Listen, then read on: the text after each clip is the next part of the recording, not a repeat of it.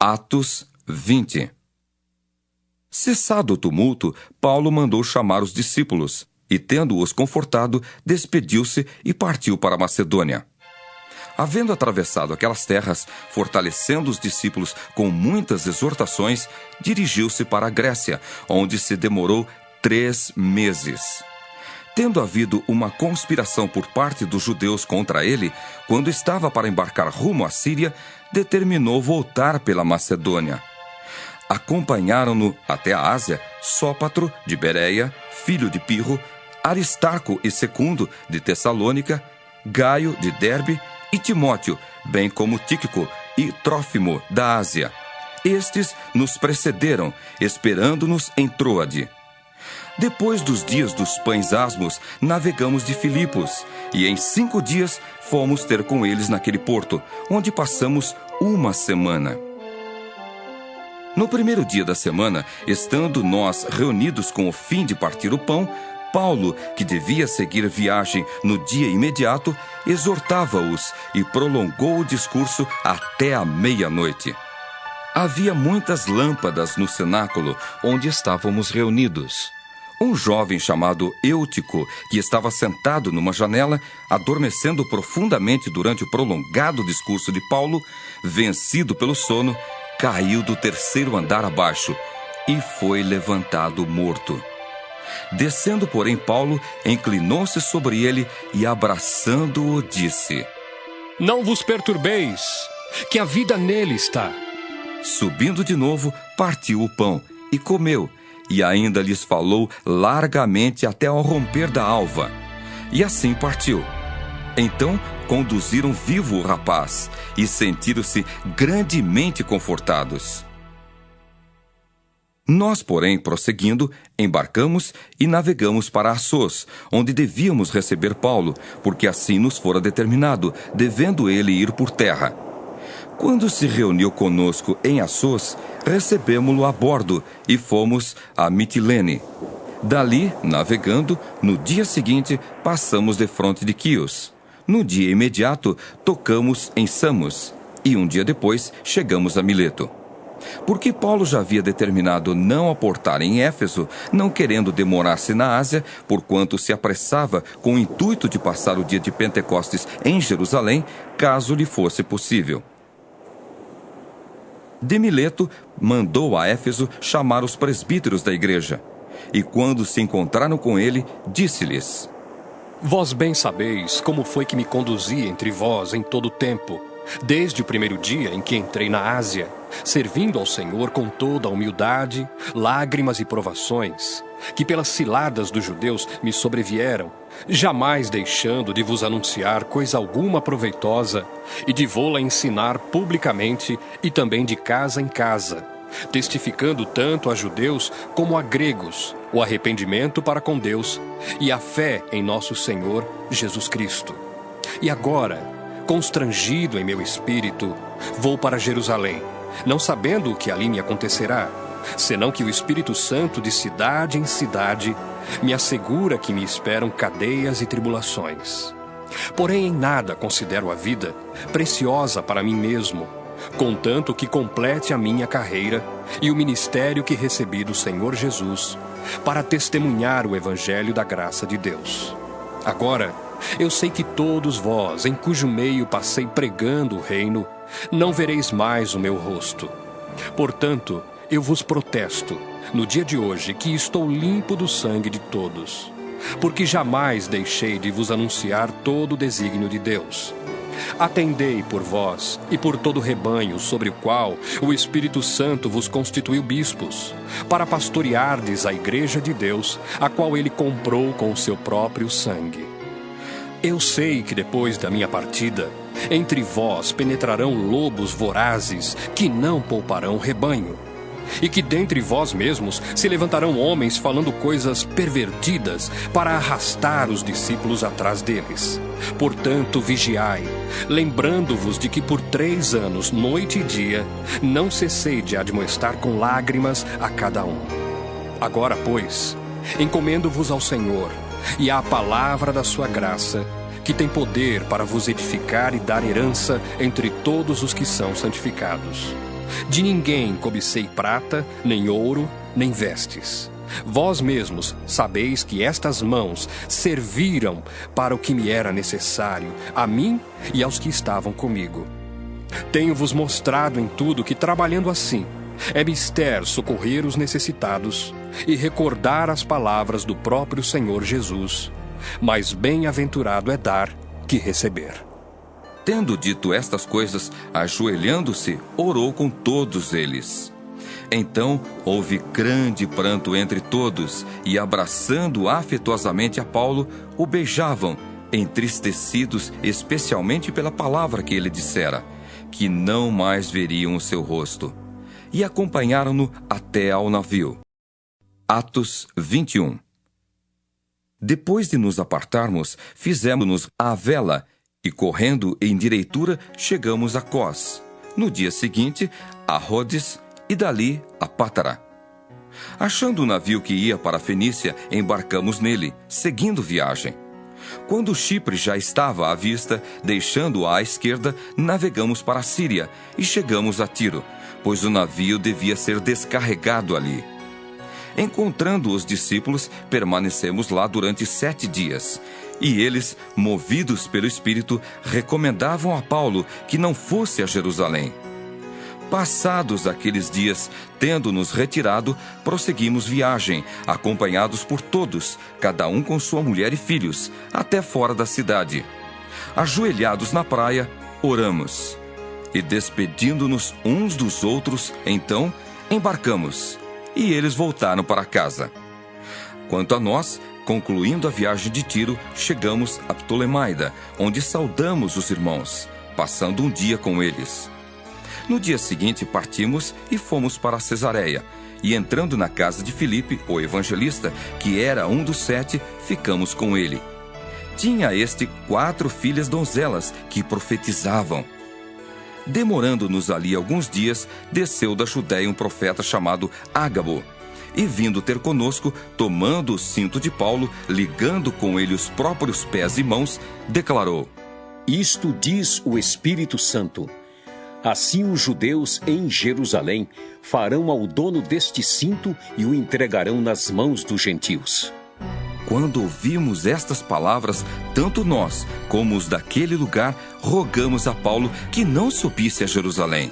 Então ele respondeu: Que fazeis chorando e quebrantando-me o coração?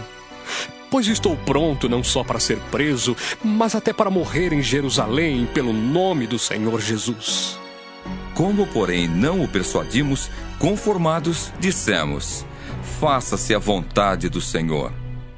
Passados aqueles dias, tendo feito os preparativos, subimos para Jerusalém, e alguns dos discípulos também vieram de Cesareia conosco, trazendo consigo Mnasson, natural de Chipre, velho discípulo, com quem nos deveríamos hospedar. Tendo nós chegado a Jerusalém, os irmãos nos receberam com alegria. No dia seguinte, Paulo foi conosco encontrar-se com Tiago, e todos os presbíteros se reuniram. E, tendo-o saudado, contou minuciosamente o que Deus fizera entre os gentios por seu ministério. Ouvindo-o, deram eles glória a Deus, e lhe disseram: Bem vês, irmão, quantas dezenas de milhares há entre os judeus que creram, e todos são zelosos da lei. E foram informados a teu respeito que ensinas todos os judeus entre os gentios a apostatarem de Moisés, dizendo-lhes que não devem circuncidar os filhos, nem andar segundo os costumes da lei. Que se há de fazer, pois? Certamente saberão da tua chegada. Faze, portanto, o que te vamos dizer. Estão entre nós 4 homens que voluntariamente aceitaram o voto. Toma-os, purifica-te com eles e faze a despesa necessária para que raspem a cabeça. E saberão todos que não é verdade o que se diz a teu respeito, e que, pelo contrário, andas também tu mesmo guardando a lei. Quanto aos gentios que creram, já lhes transmitimos decisões para que se abstenham das coisas sacrificadas a ídolos, do sangue, da carne de animais sufocados e das relações sexuais ilícitas. Então Paulo, tomando aqueles homens no dia seguinte, tendo se purificado com eles, entrou no templo, acertando o cumprimento dos dias da purificação, até que se fizesse a oferta em favor de cada um deles. Quando já estavam por findar os 7 dias, os judeus, vindos da Ásia, tendo visto Paulo no templo, alvoroçaram todo o povo e o agarraram, gritando: Israelitas, socorro! Este é o homem que por toda parte ensina todos a serem contra o povo, contra a lei e contra este lugar. Ainda mais, introduziu até gregos no templo e profanou este recinto sagrado. Pois antes tinham visto Trófimo, o Efésio, em sua companhia na cidade, e julgavam que Paulo o introduzira no templo. Agitou-se toda a cidade, havendo concorrência do povo, e agarrando a Paulo, arrastaram-no para fora do templo, e imediatamente foram fechadas as portas. Procurando eles matá-lo, chegou ao conhecimento do comandante da força que toda a Jerusalém estava amotinada. Então este, levando logo soldados e centuriões, correu para o meio do povo. Ao verem chegar o comandante e os soldados, cessaram de espancar Paulo. Aproximando-se o comandante, apoderou-se de Paulo e ordenou que fosse acorrentado com 2 cadeias, perguntando quem era e o que havia feito. Na multidão, uns gritavam de um modo, outros de outro. Não podendo ele, porém, saber a verdade por causa do tumulto, ordenou que Paulo fosse recolhido à fortaleza. Ao chegar às escadas, foi preciso que os soldados o carregassem, por causa da violência da multidão, pois a massa de povo o seguia, gritando: Mata! E quando Paulo ia sendo recolhido à fortaleza, disse ao comandante: É-me permitido dizer-te alguma coisa? Respondeu ele: Sabes o grego? Não és tu, porventura, o egípcio que há tempos sublevou e conduziu ao deserto 4.000 sicários? Respondeu-lhe Paulo: Eu sou judeu, natural de Tarso, cidade não insignificante da Cilícia, e rogo-te que me permitas falar ao povo. Obtida a permissão, Paulo, em pé na escada, fez com a mão sinal ao povo. Fez-se grande silêncio, e ele falou em língua hebraica, dizendo: Atos 22. Irmãos e pais, ouvi agora a minha defesa perante vós. Quando ouviram que lhes falava em língua hebraica, guardaram ainda maior silêncio. E continuou: Eu sou judeu, nasci em Tarso da Cilícia, mas criei-me nesta cidade e aqui fui instruído aos pés de Gamaliel, segundo a exatidão da lei de nossos antepassados, sendo zeloso para com Deus, assim como todos vós o sois no dia de hoje. Persegui este caminho até a morte, prendendo e metendo em cárceres homens e mulheres, de que são testemunhas o sumo sacerdote e todos os anciãos. Destes recebi cartas para os irmãos, e ia para Damasco no propósito de trazer manietados para Jerusalém os que também lá estivessem, para serem punidos. Ora, aconteceu que, indo de caminho e já perto de Damasco, quase ao meio-dia, repentinamente grande luz do céu brilhou ao redor de mim. Então caí por terra, ouvindo uma voz que me dizia: Saulo, Saulo, por que me persegues?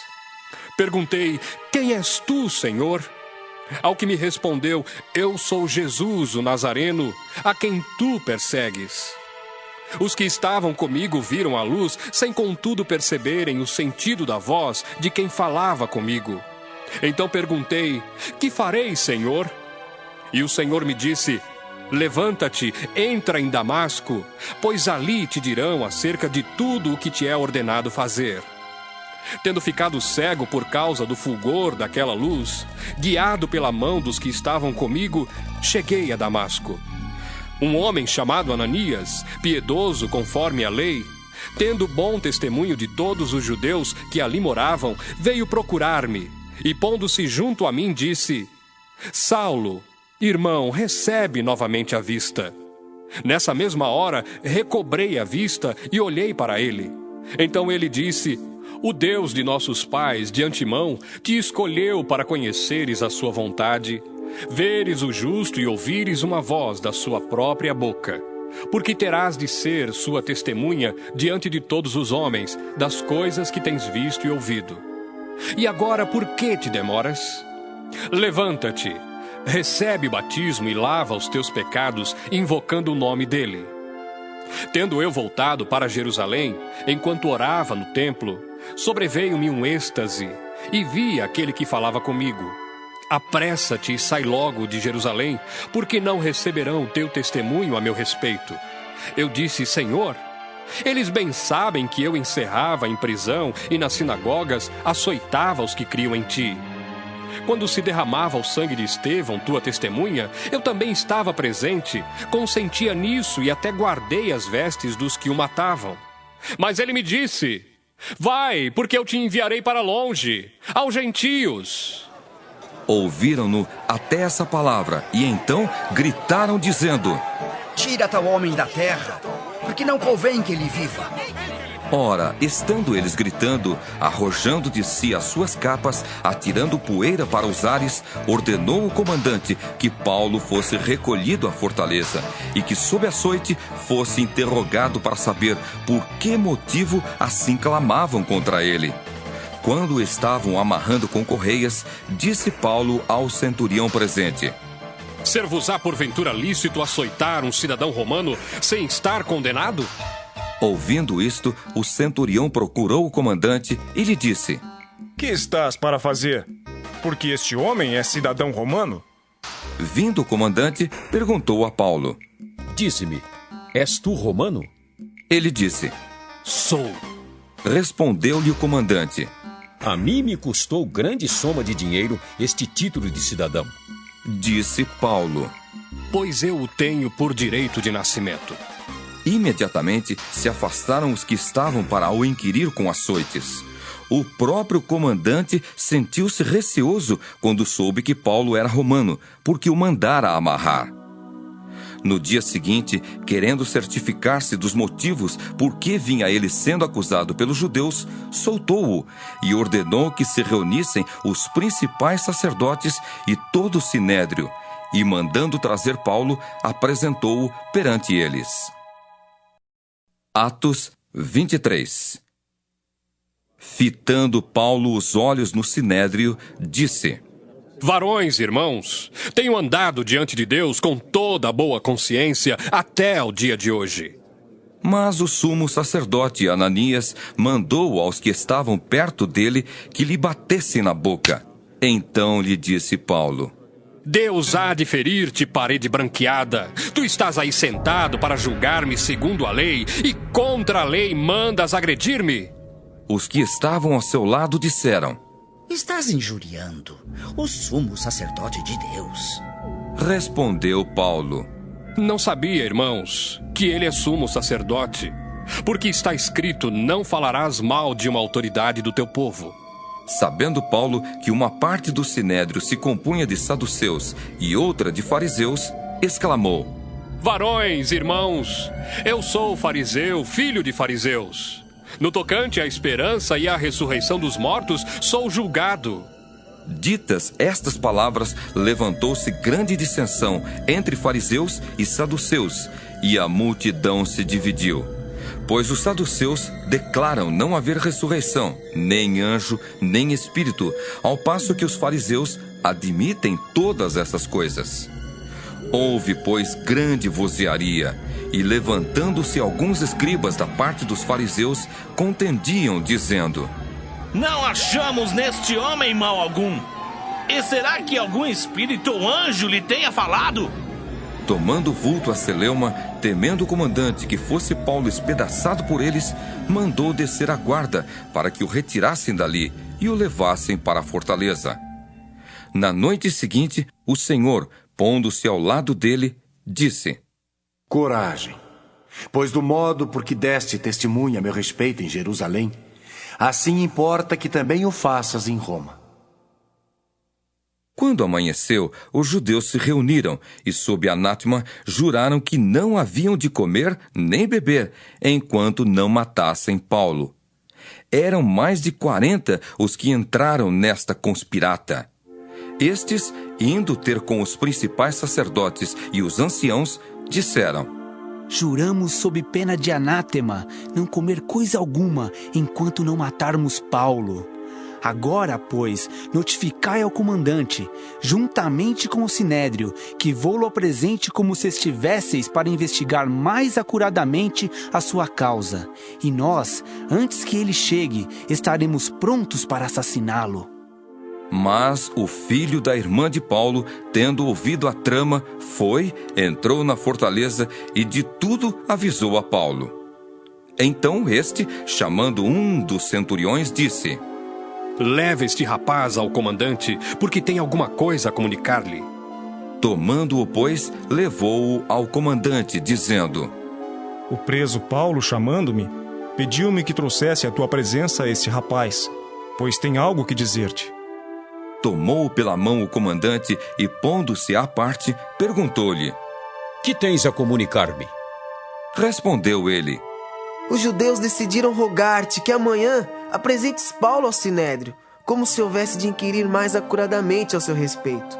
Tu, pois, não te deixes persuadir, porque mais de 40 entre eles estão pactuados entre si, sob anátema, de não comer nem beber enquanto não o matarem, e agora estão prontos, esperando a tua promessa. Então o comandante despediu o rapaz, recomendando-lhe que a ninguém dissesse ter-lhe trazido estas informações.